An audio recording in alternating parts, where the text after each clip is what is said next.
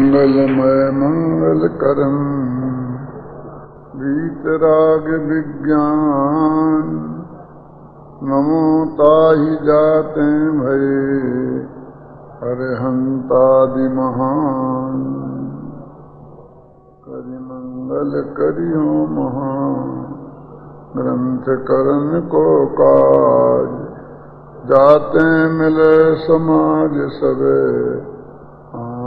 निज पद राज। मोक्ष मार्ग प्रकाशक के 7वें अधिकार में 7 तत्वों संबंधी भूल का प्रकरण चल रहा है। संवर तत्व की भूल, जिसमें सामान्य संवर तत्व के बारे में क्या भूल करता है ये बात हुई, फिर गुप्ती और समिति के बारे में क्या भूल करता है ये हुई। अब समिति, पेज नंबर 228, समिति नाम का हेडिंग है। तथा परजीवों की रक्षा के अर्थ यत्नाचार प्रवृत्ति उसको समिति मानता है। सो हिंसा के परिणामों में तो पाप होता है और रक्षा के परिणामों से संवर कहोगे तो पुण्य बंध का कारण कौन ठहरेगा। तथा ऐषणा समिति में दोष टालता है, वहां रक्षा का प्रयोजन है नहीं, इसलिए रक्षा ही के अर्थ समिति नहीं है। तो समिति कैसी होती है कि मुनियों के किंचित राग होने पर गमनादि क्रिया होती है, वहां उन क्रियाओं में अति आसक्तता के अभाव से प्रमाद रूप प्रवृत्ति नहीं होती तथा अन्य जीवों को दुखी करके अपना गमनादि प्रयोजन नहीं साधते, इसलिए स्वयं भी दया पलती है। इस प्रकार सच्ची समिति है। समिति के बारे में क्या गलती करता है? पहला पॉइंट तो ये है कि वो ये समझता है कि समिति दूसरों की रक्षा के लिए है।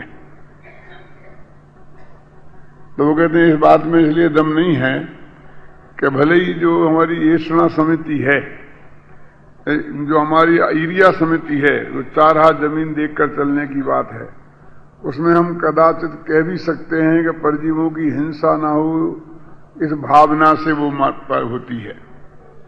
लेकिन भाषा समिति है, तो बोलने में कौन से जीव मरते हैं। और फिर ऐषणा समिति है, जो 32 अंतराय वो 40 दोष टालकर भोजन करना, तो उसमें भी कोई जीवों की हिंसा का प्रसंग नहीं है। तो इसलिए कहते हैं अकेली जीवों की रक्षा के लिए ही नहीं है। एक पॉइंट तो ये है। और दूसरा ये है कि यदि मारने के भाव से होता है पाप बंध, और यदि जीवों की रक्षा करने के भाव से संवर होगा तो पुण्य बंध कैसे होगा। तो रक्षा करने के भाव से तो पुण्य बंध होता है, और समिति को यहां संवर में गिनाया है। तो संवर ये तो बंध हुआ, ये संवर कहां हुआ। इसलिए समिति में संवर होने से रक्षा की मुख्यता है ही नहीं। 4 हाथ जमीन देखकर चलने में जीवों की रक्षा नहीं है की बात मुख्य नहीं है। जीवों की रक्षा तो होती ही है। तो क्या मुख्य है? तो वो उसमें तो मर्म की बात उनने कही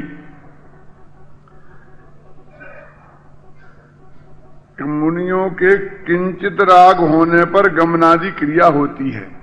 वो जो गुप्ती थी ना, तो उसमें तो कहा था कि बिल्कुल भी राग नहीं होने से, माने वो मनवचन काय की क्रिया रुक गई। अब किंचित राग है इसलिए गमनादि क्रिया होती है। किंचित राग होने से गमनादि क्रिया होती है, और उन गमनादि में अति आसक्तता का अभाव है। क्योंकि किंचित राग है ना, तो अति आसक्तता का अभाव है, इसलिए अनर्गल प्रवृत्ति नहीं होती। बस इतनी सी बात है। मैंने वो कहते वो एकदम उनकी जो आंतरिक स्थिति ये है, इस स्थिति के कारण जीवों की दया पलती है। वो जीवों की दया पालने के लिए समिति नहीं है। समझे? क्या फर्क है? तो बात तो वही की वही रही। कान यहां से पकड़ो चाहे यहां से पकड़ो, कहते बहुत फर्क है। अज्ञानी दूसरों को पालने का अभिमान करते हैं और ज्ञानियों के दूसरों का पालन सहज होता है। ख्याल है ना? इसको और स्पष्ट शब्दों में कहूं तो जरा बात तो उदाहरण तो जरा अच्छा नहीं है, लेकिन फिर भी समझने के लिए उससे बढ़िया कोई दूसरा उदाहरण भी नहीं है मेरे पास। ये साहब लोग कुत्ते पालते हैं और हलवाइयों की दुकान पर कुत्ते पलते हैं। फर्क अंतर समझ में आया कि नहीं है?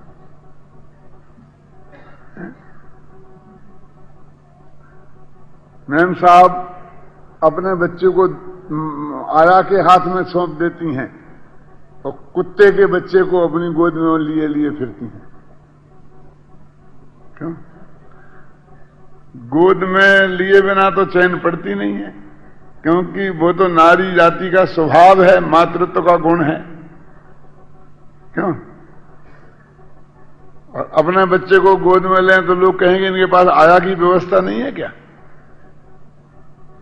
उनको वो तो नौकरानी के भरोसे हैं और फिर बड़े शौक से कुत्ते के पिल्ले को अपने गोद में लेते हैं। तो वो कुत्तों को पालते हैं और हलवाई तो डंडा मार मार के भगाता है। क्यों? लेकिन जितने लोग वहां खाते हैं वो दोनों पत्तल फेंकते हैं ना, तो वो एक नहीं कई कुत्ते वहां जाकर के पलते हैं। यहां ऐसा कह रहे हैं कि उन मुनिराजों से दया पलती है। ख्याल में आए ना? और अज्ञानी लोग दया पालने का अभिमान करते हैं, दया पालने के कर्तृत्व का अभिमान करते हैं। कौन किसी को पाल सकता है और कौन किसी को मार सकता है? सब अपने अपने पुण्य पाप से, आयु कर्म के हिसाब से जीवन मरण को ध्यान करते हैं, पुण्य पाप से सुख दुख भोगते हैं। दूसरे को कोई क्या कर सकता है? लेकिन तो उनकी ऐसी प्रवृत्ति क्यों होती है जो चार हाथ जमीन देखकर चलने की? तो कहते हैं कि पहला तो एक हो कि चलने की प्रवृत्ति क्यों होती है, क्या जरूरत है चलने की? तो किंचित राग का सद्भाव है इसलिए होती है। तो फिर कहते हैं जब राग का सद्भाव है तो फिर खूब चलें ढंग से जम के। कि तो कहते हैं अति आसक्तता का अभाव है इसलिए अनर्गल चलने की प्रवृत्ति नहीं होती है और सहज ही समिति पल जाती है। समिति को पालते नहीं है, समिति मुनिराजों की पलती है। ख्याल में है ना?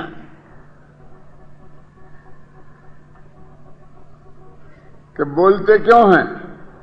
कि अपने शिष्यों को समझाने का किंचित राग है इसलिए बोलते हैं।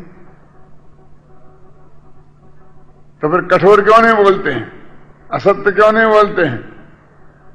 बोलते ही क्यों नहीं रहते हैं लगातार?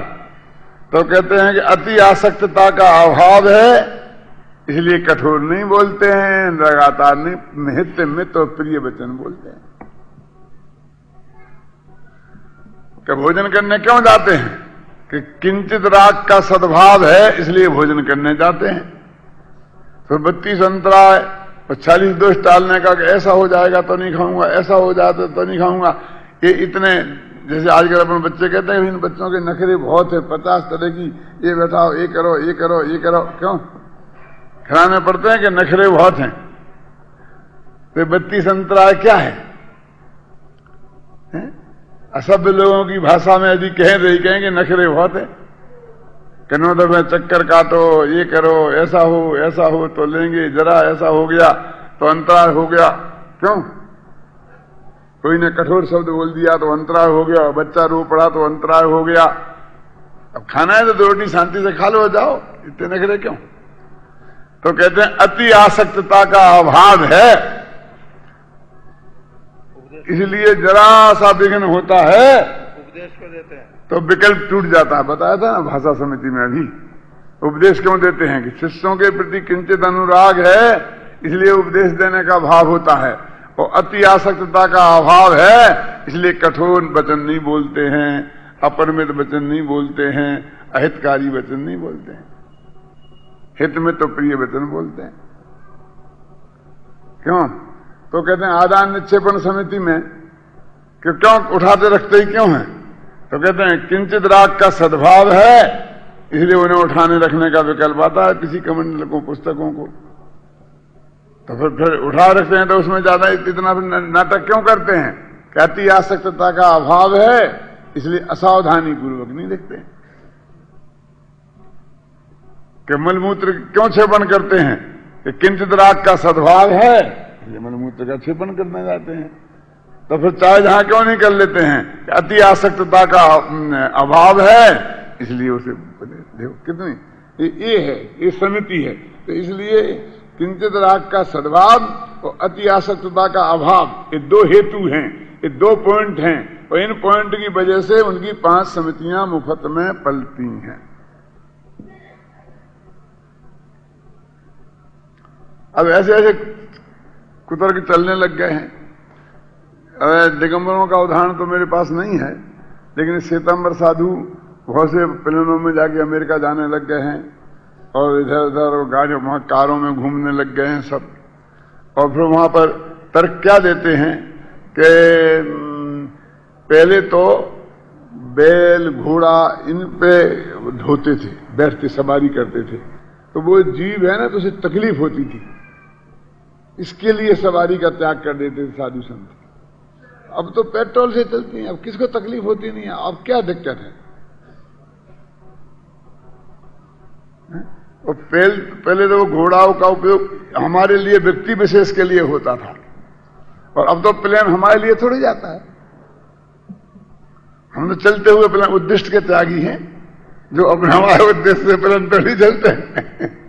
हम तो उसे बैठ जाते हैं, चले जाते हैं, बस हमारे लिए थोड़ी जाती है, वो तो चल ही रही है, हम बैठ गए, उसका पाप हमारे माथे क्यों? ऐसा तर्क देते हैं। तो मैं उनसे कहता हूं, साहब ऐसा नहीं है कि बैल को तकलीफ होती थी कि घोड़े को तकलीफ होती थी इसलिए त्याग था। त्याग तो इसलिए था कि वो बैल ईरिया समिति पूर्वक नहीं चलता है। तो ये कारें ईरिया समिति पूर्वक चलती होंगी, ये प्लेन ईरिया समिति पूर्वक चलते होंगे। जितनी हवा छूटती है उसमें, जो उसके आसपास के कितने एरिए के अगर वायु कायक नहीं, कृषिजीव भी जो उसके झपाटे में आते होंगे, क्यों? वो एक भी बचता होगा है?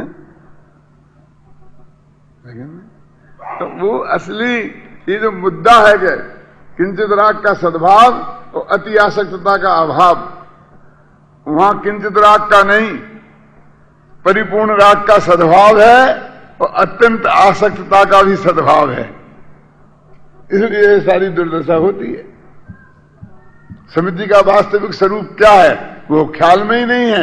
ये पंडित जी ने बताया कि हमारे समिति के संदर्भ में हम गलतियां करते हैं। बस 2 ही पॉइंट हैं। क्या है बोलो संजीव? क्या कि किंचित राग का, हाँ, किंचित राग का सद्भाव और अति आसक्तता का अभाव होने की वजह से उनका समिति रूप परिवर्तन होता है। गुप्ती समिति से बड़ा धर्म है। वो इसलिए धर्म है वो कि उसमें तो अति आसक्तता का अभाव तो है ही, और किंचित राग का भी मंदता है। इसलिए वो उसकी चलने रूप क्रिया होती नहीं है, बोलने रूप क्रिया होती नहीं है, मौन रूप अवस्था होती है, और मन में भी चिंतन रूप क्रिया नहीं होती है, सहज ज्ञानात्मक परिणमन होकर रह जाता है। तो उसे मनवचन काय की गुप्ती होती है। और जब उसमें किंचित राग का सद्भाव होता, अति आसक्तता का अभाव, तब समिति रूप परिवर्तन होता है। अब धर्म तथा बंदादिक के भय से और स्वर्ग मोक्ष की इच्छा से क्रोध आदि नहीं करते, परंतु वहां क्रोध आदि करने का अभिप्राय तो मिटा नहीं है। जैसे कोई राजदादिक के भय से और महंत पने के लोभ से परस्त्री का सेवन नहीं करता तो उसे त्यागी नहीं कहते, वैसे ही यह क्रोधादिक का त्यागी नहीं है। एक क्रोधादिक की बात क्यों करते हैं? क्योंकि पहला धर्म क्षमा है ना, क्रोध का त्याग रूप। तो आदि में मान मार्दव जो भी है ना, वो सब ले लेना। तो वो कहते हैं कि बंदादिक के भय से क्या कि यदि मैं गुस्सा करूंगा तो बंद होगा, यदि मैं गुस्सा नहीं करूंगा तो मोक्ष की प्राप्ति होगी। तो ऐसे स्वर्ग मोक्ष के लोभ से और नरकादिक के भय से यदि क्रोध नहीं करता और अपने को धर्मात्मा मान लेता है। पंडित जी कहते हैं कि अभिप्राय में तो क्रोध मिटा ही नहीं है। कभी क्रोध करने से नरक ना भी मिले और क्रोध नहीं करने से स्वर्ग मोक्ष ना भी मिले तो भी क्रोध करना ठीक नहीं है, ऐसा नहीं है। क्योंकि वो एक कसाय को लोभ और भय, एक कसाय क्रोध कसाय मेटी और लोभ और भय कसाय प्रकट हो गई तो क्या फायदा है? ये तो कसाय बदली, कसाय का अभाव तो नहीं हुआ। धर्म तो कसाय के अभाव का नाम है और इसमें तो कसाय का बदलाव हुआ कि क्रोध नहीं हो गया लोभ हो गया, लोभ नहीं हो गया क्रोध हो गया। कि स्वर्गादिक के लोभ से और नरकादिक के भय से यदि वो कसाय नहीं करता है, बहुत ऐसा हमारा जगत में ऐसा बहुत है। हम समझाने वाले उपदेश ही देते हैं, क्या भैया क्या करते हो, यदि तुम गुस्सा करोगे तो लौकिक में सब नाराज होंगे, तुम्हारा काम नहीं होगा, ग्राहक दुकान पर नहीं आएगा, धंधा चौपट हो जाएगा, और शांत रहोगे तो बहुत फायदा होगा। तो इस तरह उसे शांत रहने का उपदेश देते हैं और वो हम समझते हम धर्म का उपदेश दे रहे कि भाई क्रोध आत्मा का स्वभाव नहीं है, वो तो विभाव है, वो करने की चीजें ही नहीं है, वो तेरे से भिन्न है। मानव वस्तु का स्वरूप नहीं बताते, बस वही भय और लोभ उसके आधार पर छुड़ाते हैं, तो वो वास्तविक धर्म नहीं है। वो कहते जैसे लोक में राजादिक के भय से और महंत पने के लोभ से विवाह आदि नहीं करे, परस्परादिक का सेवन नहीं करे तो उसे त्यागी नहीं कहते हैं। ऐसे ही स्वर्गादिक के लोभ के भय से, नरकादिक के भय से और स्वर्गादिक के लोभ से यदि वो धर्म क्रोधादि नहीं करता है तो भी वो उत्तम समाज धर्मों का धारक नहीं है। और ऐसा भी होता है ना कि जैसे मान लीजिए कि अभी यहां पर किसी ने मेरे को गालियां बकना शुरू कर दिया भरी सभा में खड़े होके। अब गुस्सा तो मुझे भी बहुत आया। अब मैंने सोचा कि यदि अभी मैं गुस्से एक का जवाब 3 दे सकता हूं मैं, और मेरे हाथ में तो स्पीकर है, उसके हाथ में तो स्पीकर नहीं है, मैं स्पीकर पे दूंगा, मजा आ जाएगा। लेकिन मैं ये सोचूं कि यदि मैंने ऐसा किया तो लोग कहेंगे कि कैसा पंडित है, इतना गुस्सा आता है, क्रोधी है, कसाई है, बदनाम हो जाऊंगा।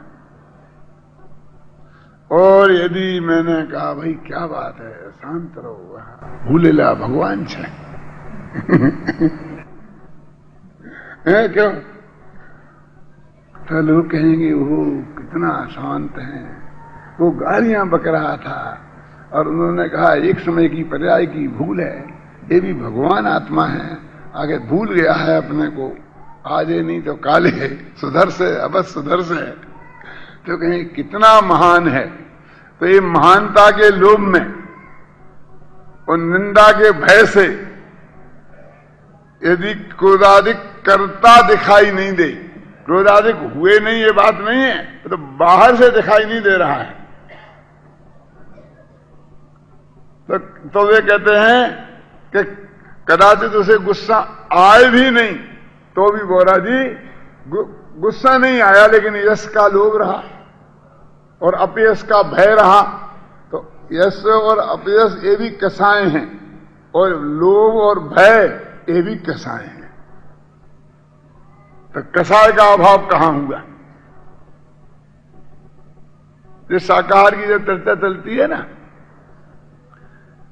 तब बहुत लोग इस बात पर बहुत बल देते हैं अपने भाषणों में कि शाकाहार से हार्ट अटैक नहीं होता है, शाकाहार से कैंसर नहीं होता है, मांसाहार से ये बीमारियां हो जाती हैं, ऐसे ऐसे बहुत तर्क दे करके वो समझाने की बात करते हैं।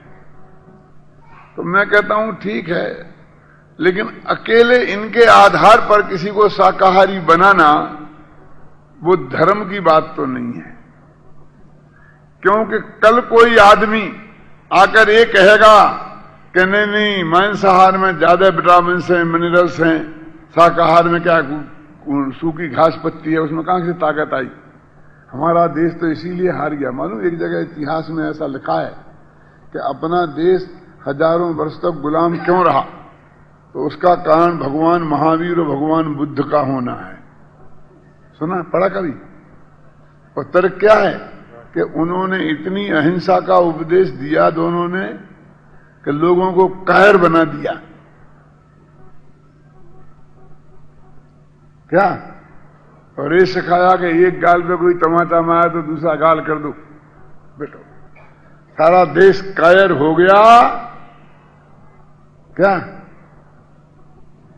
इसलिए हमारी ये दुर्दशा हुई, हजारों वर्ष तक हमको गुलाम रहना पड़ा। और दूसरा तर्क क्या है मालूम? सुन के आपको पैरों के नीचे से जमीन खिसक जाएगी। अरे बड़ी बड़ी किताबों में लिखे हैं और मैंने बड़ी बड़ी स्टेजों पर सुने हैं कि महावीर और बुद्ध ने ब्रह्मचर्य का उपदेश दिया, उससे हमारे देश का सत्यानाश हो गया। क्या सत्यानाश हो गया? कि ये सत्यानाश हो गया कि जो अच्छी नस्ल के लोग थे, ब्राह्मण क्षत्रिय, उनने सबने ब्रह्मचर्य ले लिया और जो नकली लोग थे उन पर तो उनके उपदेशों का असर पड़ा नहीं। तो जो अच्छी नस्ल के लोग थे उनकी संतानें नहीं हुई तो असली नस्ल खत्म हो गई, और जो खोटी नस्ल थी नहीं हुई। क्या? क्योंकि उपदेश का प्रभाव अच्छे लोगों पर पड़ा। और उसने ये लिखा कि यही खतरा आज फैमिली प्लानिंग से हो रहा है।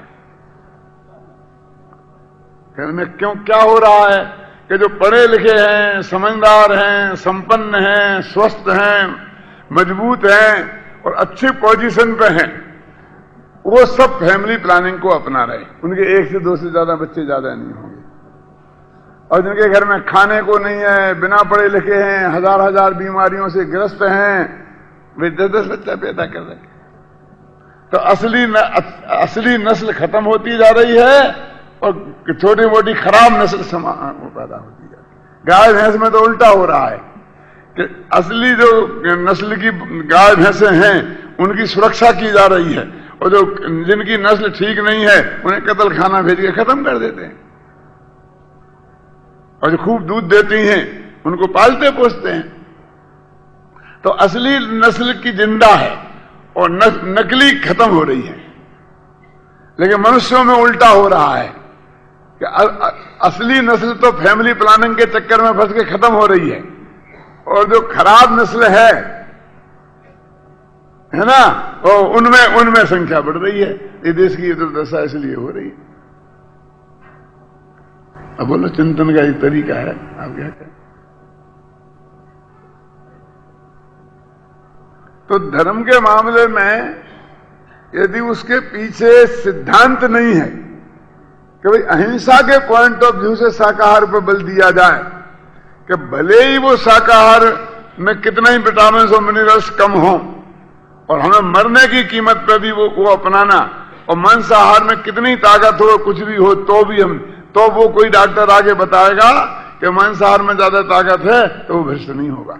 और 1 मिनट में वो कह देगा कि मछली के तेल में विटामिन डी है और तो कहीं किसी चीज में मिलता ही नहीं है, उसके अलावा कोई दूसरा साधन ही नहीं है। तो कहेगा ठीक है चलेगा। कि नहीं, लोग विटामिन डी की कमी से हड्डियां कमजोर हो जाती हैं, टेढ़ी हो जाती हैं। तुम्हारी कमर जो टेढ़ी क्यों होगी? विटामिन डी की कमी से। टांगें टेढ़ी क्यों होंगी? विटामिन डी की कमी से। बोलो क्या करना है? ऐसे लंगड़े लंगड़े हो जाओगे। ठीक है, दवाई के रूप में तो चलता है। क्या समझेंगे ना? 1 सेकंड में यदि स्वास्थ्य के पॉइंट ऑफ व्यू से उसको शाकाहारी बना, उसमें उसके पीछे दया, परिणाम और अहिंसा का सिद्धांत नहीं आया ख्याल में है, तो वो वास्तव में धर्म का प्रचार नहीं होगा। ऐसे ही एक मुद्दा आपको मालूम है, जब शाकाहार का आंदोलन बहुत तेजी से चला तो महासमिति ने भी शाकाहार का आंदोलन अपनाया। महावीर जी में विद्यानंद जी महाराज आए थे, उनके 22 अप्रैल को उनकी जन्म जयंती थी, तो यहाँ जयपुर से बहुत लोग गए थे, हम भी गए थे, और वहां दिल्ली से भी बहुत लोग आए थे। वो महासमिति का अधिवेशन भी था, तो बहुत जोरों का शाकाहार का बस चक्कर चल रहा था। तो वहां से वो शाकाहार के कुछ पर्चे मर्चे छपा के लाए, है ना, वो वितरित किए, और वितरित करने के बाद में वो शाकाहार पर खूब भाषण भी हुए। तो वो जो पर्चा था, पोस्टर, जो फोल्डर था, 3 फोल्डर, उस पर गाजर, मूली, यही सब बना हुआ था। पालक, गाजर, मूली, ये शाक है, ये शाकाहार माने शाक, शाक के प्रति के सब चीजें बनी थी। मेरे देख के मेरा माथा ठनका। तो विद्यानंद जी महाराज की उपस्थिति में मैंने सभा में बोला, मेरे को बोलने का मौका मिला, 20 मिनट बोला मैं। तो मैंने कहा कि भाई साहब, मैं एक बात कहना चाहता हूं, कहीं ऐसा ना हो कि हम शाकाहार के प्रचार के नाम पर अभक्ष्य पदार्थों के खाने का प्रचार करें। एक गाजर, मूली, आलू, पालक, जमीकंद, शकरकंद, ये खाना चाहिए, इसमें बहुत विटामिन है, बहुत हैं, ये बता बता करके जैन धर्म में तो ये अभक्ष्य हैं।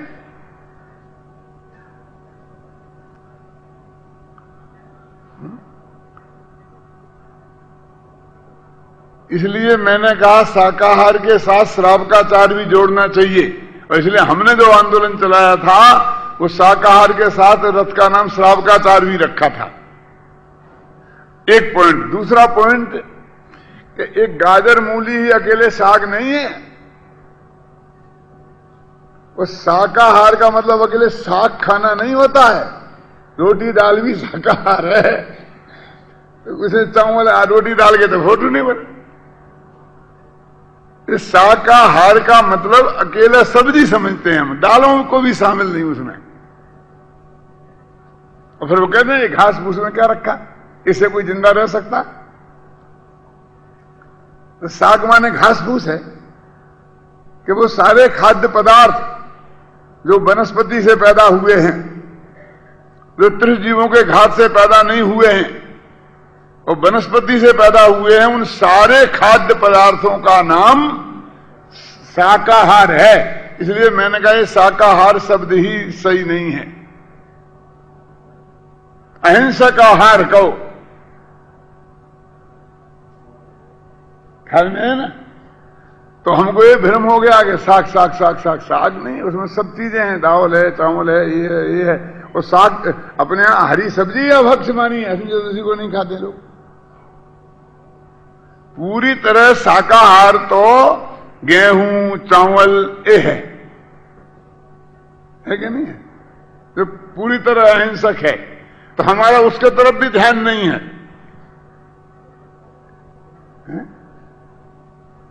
तो मेरे कहने का अर्थ है कि जब तक हम गहराई से विचार नहीं करेंगे और तत्व ज्ञान उसके पीछे नहीं होगा, तो उससे धर्म का कोई कल्याण नहीं होने वाला है, ना आत्मा का कल्याण होने वाला है। 4 हाथ जमीन देखने की बात, चल के चलने की बात है, तो बस सामने वाले जो जीव है उसकी रक्षा के लिए, उसकी रक्षा होती है, ये सही बात है, लेकिन उनके सहज ही दया पलती है। वे 4 हाथ जमीन देख के चलते नहीं है। उनका यदि चलना होता है तो उसमें सहज ही उनकी निगाह ऐसी रहती है कि आगे की 4 हाथ जमीन पर ही उनकी निगाह पड़ती है। ये वो तो उनके जो अंतरंग की स्थिति है, असली समझी तो वह अंतरंग की स्थिति है, ये तो उसका प्रदर्शन है, परिणाम है। एक ब्रह्मचारी होगा तो वो सहज ही सभा बैठी होगी तो उसकी विशिष्ट निगाह महिलाओं की तरफ नहीं होगी, और कदाचित हो भी जाए तो उतनी वो घूर घूर के नहीं देखेगा। तो ऐसे घूर घूर के नहीं देखना, महिलाओं की तरफ नहीं देखना, और मैं नहीं देख सकता हूं, ऐसा नहीं है। उस सहज ही उसकी ऐसी प्रवृत्ति होती है, उसका नाम समिति है। तीन कसाय के अभाव में जो अंदर की परिणति है और एक कसाय के सद्भाव में, क्योंकि संतुलन का अभाव हो जाने के बाद वो बात नहीं है, जो वो उसका जीवन होता है, सहज जीवन की सहज वृत्ति, उसका नाम समिति है। वो धर्म तो कहते हैं धर्म भी आत्मा का स्वभाव ही नहीं है क्रोध करना, क्षमा स्वभाव है।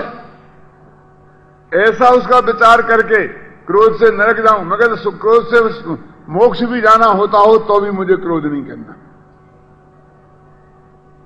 क्यों?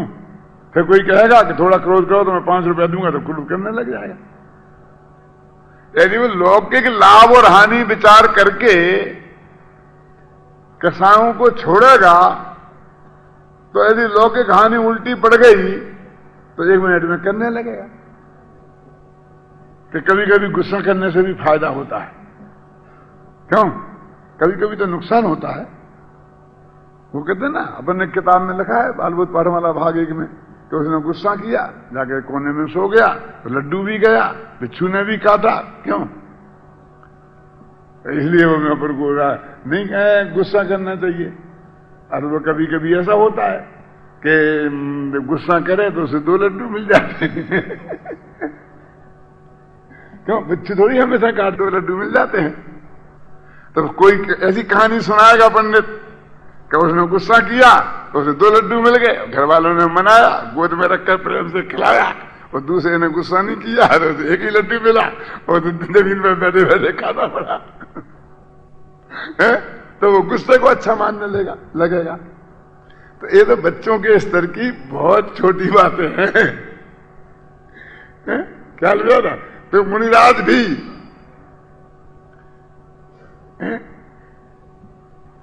लड्डू के लोभ में यदि क्रोध त्यागने लग जाएंगे तो क्या होगा? वो सच्चा धर्म नहीं है। वो कहते हैं सच्चा धर्म तो क्या है, देखो पढ़ते हैं तो कैसे त्यागी होता है। दूसरी लाइन 229 पेज पर, पदार्थ अनिष्ट इष्ट भाषित होने से क्रोधाधिक होते हैं। जब तत्व ज्ञान के अभ्यास से कोई इष्ट अनिष्ट भाषित न हो तब स्वयमेव क्रोध आदि उत्पन्न नहीं होते, तब सच्चा धर्म होता है। धर्म होने की रीति तो ये है कि तत्व ज्ञान के अभ्यास से, देखो क्या कह रहे हैं कि सामने वाले ने, हमने माना कि इसने मेरा बुरा किया, इसलिए मुझे उस पर गुस्सा आ रहा है। अब एक तो ये कि इसने तो मेरा बुरा किया है और अब मैं गुस्सा करूंगा तो मेरा और बुरा होगा। इस भय से यदि गुस्सा नहीं करे तो कोई धर्म नहीं है, वो कह रहे हैं। और यदि मैंने अभी गुस्सा किया तो पिटोर जाऊंगा, इस भय से नहीं मारे गए तो वो धर्म नहीं है। और इसने गुस्सा किया और मैं बदले में गुस्सा नहीं करूंगा तो लोग मेरी प्रशंसा करेंगे, तो प्रशंसा के लोभ में गुस्सा नहीं करे तो धर्म नहीं है। तो गुस्सा नहीं करे धर्म नहीं है कि हाँ वो तो धर्म है। तो कैसा गुस्सा नहीं करना धर्म है? कि वो इसने कि ये भले ही जगत कहता है कि इसने मेरा बुरा किया, तो ये भी कह रहा कि मैंने तेरा बुरा किया, लेकिन वस्तु का स्वरूप तो ये है कि कोई द्रव्य किसी का भला बुरा कर ही नहीं सकता। और ये जो मेरा बुरा हुआ है वो मेरे कर्म के उदय के अनुसार ही हुआ है, मेरी पर्यायगत योग्यता के अनुसार ही हुआ है, इसमें इसका कोई योगदान नहीं है। वो ऐसा तत्व ज्ञान से सोचे तो फिर उस पर क्रोध आएगा ही नहीं, वो धर्म है। जो तत्व ज्ञान के अभ्यास से पर पदार्थ इष्ट अनिष्ट भाषित नहीं हो और उससे क्रोध आदि पैदा नहीं हो, वो सच्चा धर्म है।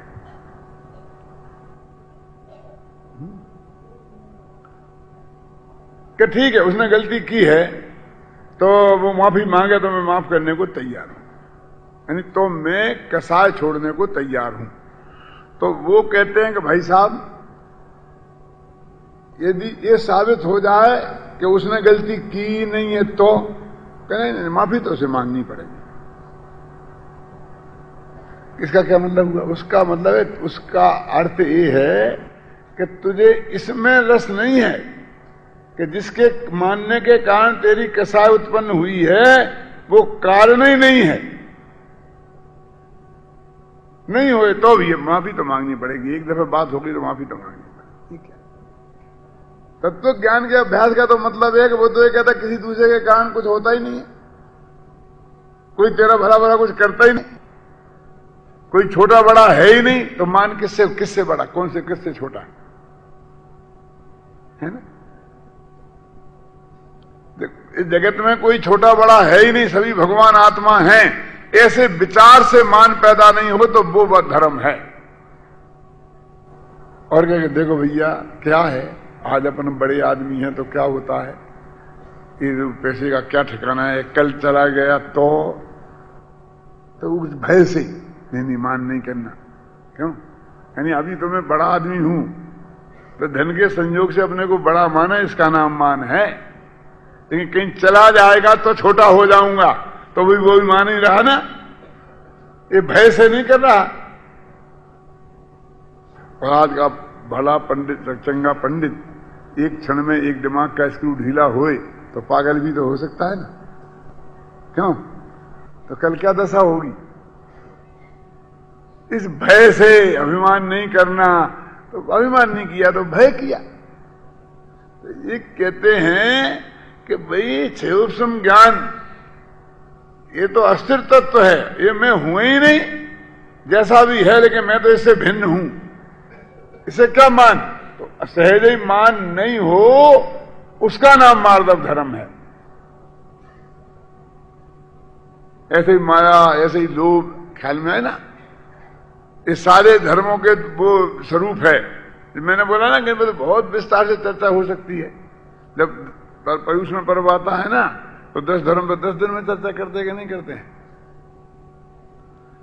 तो अभी तो क्या, लेकिन पंडित जी ने कितने संक्षेप में वो रूप हमारे सामने प्रस्तुत कर दिया। देखो अनुप्रेक्षा के बारे में, तथा अनित्यादि चिंतन से शरीरादि को बुरा जान हितकारी न जानकर उनसे उदास होना, उसका नाम अनुप्रेक्षा कहता है। वो कहते ये अनुप्रेक्षा है ही नहीं। क्या? शरीर का अनित्य है, कभी खत्म हो जाएगा, कभी खत्म हो जाएगा, ये तो बुरा है, गंदा है, मैला है, इसलिए मेरे को इससे राग नहीं करना।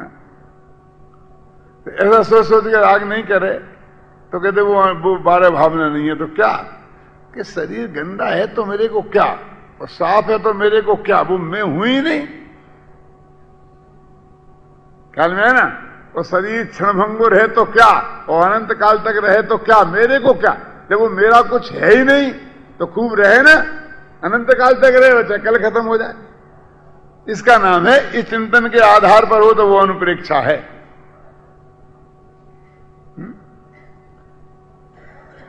कि ये नष्ट हो जाएगा, ये चला जाएगा, ऐसा हो जाएगा, वैसा हो जाएगा, हैं? आज हमारे पास है तो कल चला जाएगा, ये चला जाएगा तो फटाफट जैसे मालूम करे कि तुम 7 दिन के राजा बनाए तो 7 दिन के राजा सारा खजाना खाली दान दो, दान दे दो, दान दो, अपने पास तो कुछ नहीं, दान दो, दे दो, दे दो, वो दान है। क्यों? 7 दिन बाद चला जाने वाला है, ये मालूम पड़ेगा 7 भव तक मेरे पास रहने वाला है, फिर देखो, फिर देवे तो दान कहना। क्यों? गवर्नमेंट ने कह दिया तुम्हारे पास जितनी जमीन है तुम इससे ज्यादा नहीं रख सकते हो, 5 एकड़ से ज्यादा नहीं रख सकते हो, बाकी सब गवर्नमेंट छीन लेगी।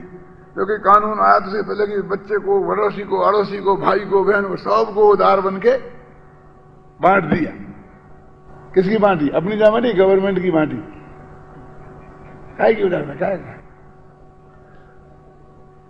लेकिन कुछ लोगों में इतनी उदारता भी नहीं होती है, वो चली जाती है गवर्नमेंट के हाथ में, लेकिन सगे भाई को 1 इंच नहीं दे।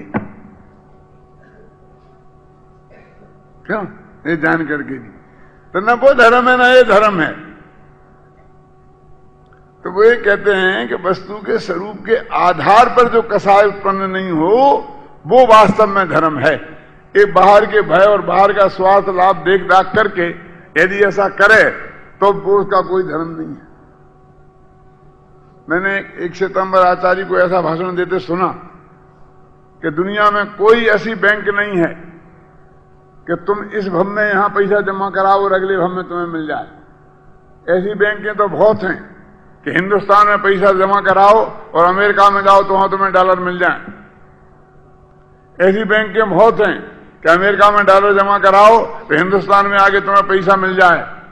लेकिन ऐसी कोई बैंक नहीं है कि हम यहां जमा कराएं और अगले भव में पैसा मिल जाए। अगले भव में जाने का ट्रांसफर करने वाली कोई बैंक नहीं, लेकिन मेरे पास है वो बैंक।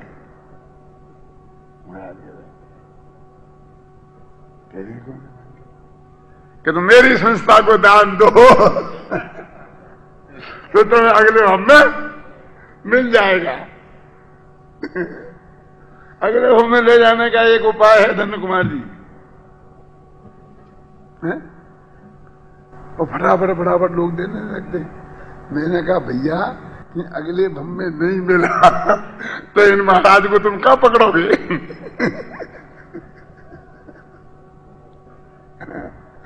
रसीद लेके जाना साथ में, क्योंकि अगले भव में यदि उस बैंक में तुम गए और ना नहीं मिला और उसने कहा बाद मिलता प्रूफ तो क्या होगा?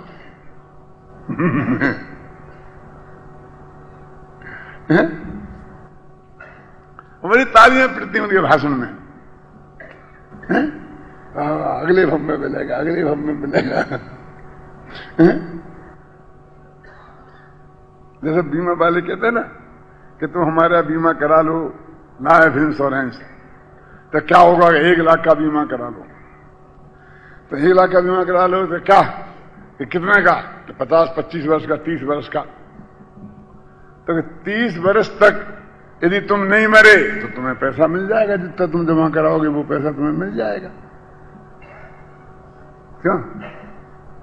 10,000 का भी 1 लाख का कराओ तो 1 लाख मिल जाएगा ना, 30 तक। और यदि बीच में मर गए तो 2 साल में मर गए तो 2 साल बाद ही मिल जाएगा जितना का बीमा कराओगे। मैंने 1 लाख अच्छा मर गए तो 2 लाख बाद मिल जाएगा। हाँ, लोग तो अच्छा है, बहुत अच्छा है, ये बहुत अच्छा है। लेकिन मर जाएंगे तो किसे मिल जाएगा? हमें मिल जाएगा कि जिसको तुम कह जाओगे उसको मिल जाएगा।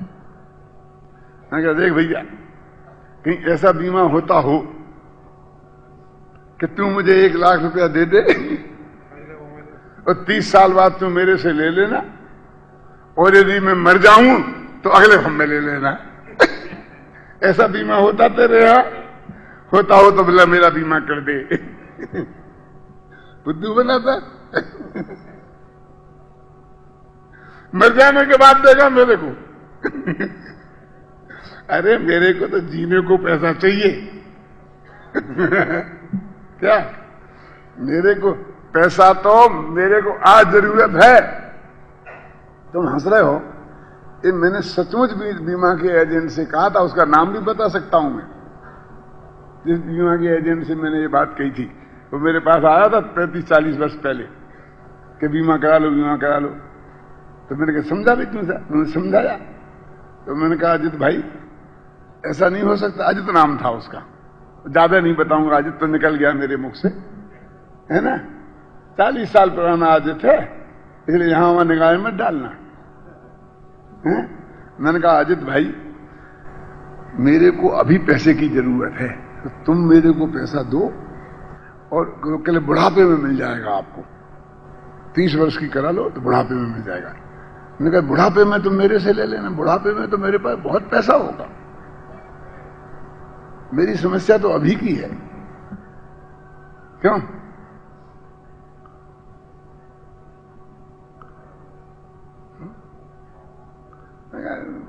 मैं कहां फंस गया? मैं कहा तुम आए ऐसी जगह हो।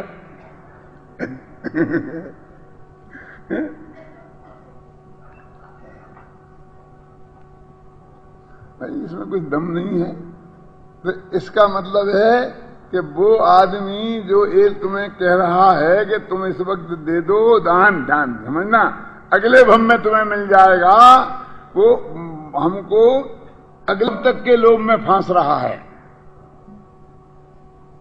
क्या? वो ऐसा बिजनेस कर रहा है कि जो हमारी मौत की कीमत पे हमसे बिजनेस कर रहा है वो तो कम से कम इसी भव का तो करता है। केवल ये तो यही कहता है कि वो तुमको यदि 30 साल हो जाएंगे जिंदा रहे तो इसी भव में पूरा पैसा मिल जाएगा। क्यों? वो तो मर गए तो अगले भव में मिलेगा, लेकिन ये तो ये कह रहा है कि इस भव में तो मिलेगा ही नहीं। क्यों? तो अगले भव का लोभ दे के फांसता है। तो उस भावना से यदि उसने दिया तो लोभ कसाय पैदा की। वो दान नामक धर्म नहीं हुआ, लोभ नामक कसाय हुई। क्या? तो क्या स्वपर अनुग्रहार्थम स्वस्याति अतिसर्गो दानम, स्व और पर के अनुग्रह की बुद्धि से अपने धनाधिक का देना उसका नाम दान है।